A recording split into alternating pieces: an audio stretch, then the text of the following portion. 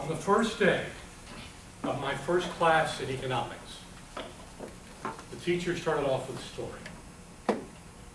And he told us that by sending only men to the Virginia colonies, they increased the probability that the Virginia colonies would succeed. Now, many people immediately tensed up at this obviously chauvinistic statement. But then he went on to say, you need to understand this if you really want to succeed in economics. So let me explain. By sending only men to the Virginia colonies, England was left with a large number of old maids. Now, old maids keep cats. Cats kill rats. Rats, which had they lived, would have brought down the bee population.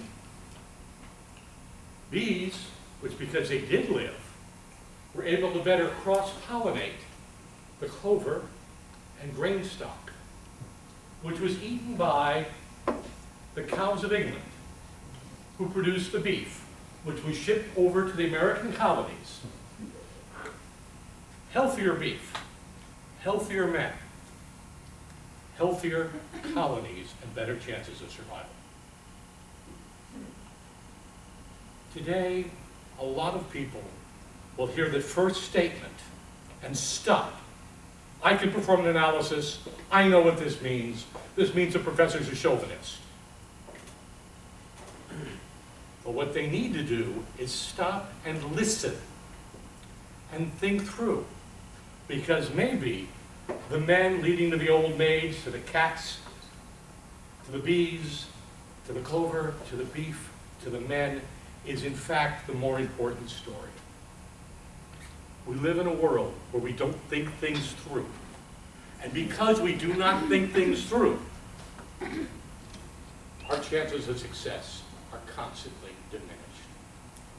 The most recent example I had of unintended consequences came when my wife decided that the trees on the side of our house should come down because they were ugly, and we should build fruit trees. And we chopped down the trees, lovely, and we put in the fruit trees. Exactly what she wanted. Until the first time our neighbor's air conditioner went off, and we didn't have a sound barrier. She got what she wanted, but she also got something she didn't. Let me talk to you about that chauvinistic story we just heard from another angle. Recently in New Zealand, they got very concerned about the fact that men had advantages in getting jobs over women. So what did they do? They passed a law that removed all gender-identifying material from applications. People applied blind. Do you want to guess what it did for gender equality? Made The it worse. exact opposite of what was intended. Rather than thinking, okay, there's a reason why this person accepted the mommy track. There's a reason why this person took 9 months off for no explicable reason, like, childbirth. They said, okay, this person doesn't have the experience, doesn't have the background, I'm not going to hire them. The idea was simple. The motivation was good. But if you don't think through what's going to happen, you get the wrong results. And this becomes a crucial problem of our age. We recently said we will improve the gas mileage of automobiles because we want to bring down the energy use and decrease the pollution. Well, you know what happens when the gas mileage of your car gets better? I'll give you a hint.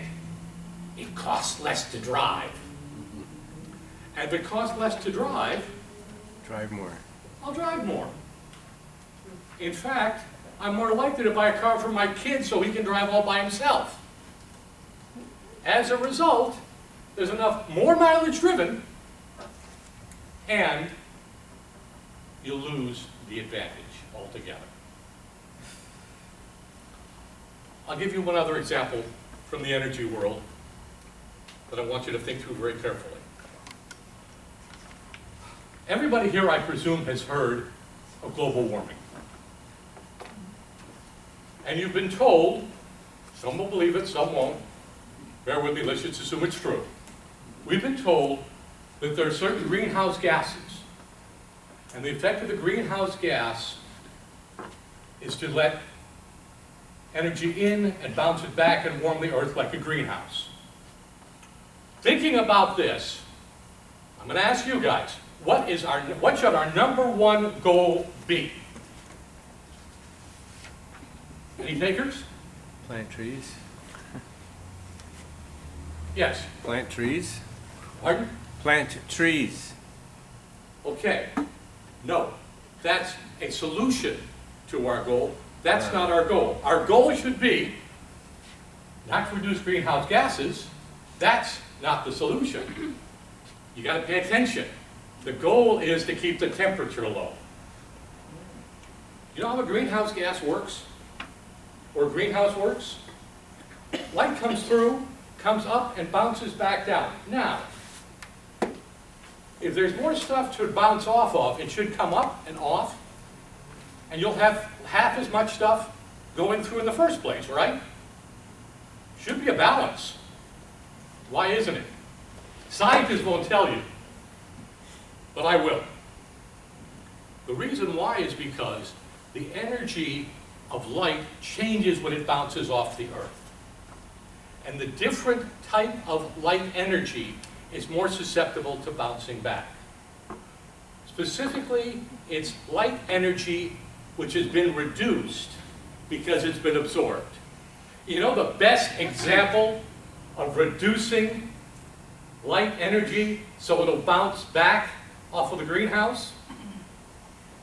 It's the #1 solution. It's solar cells. They take the energy out, change the frequency of the light, and it's more likely to bounce back.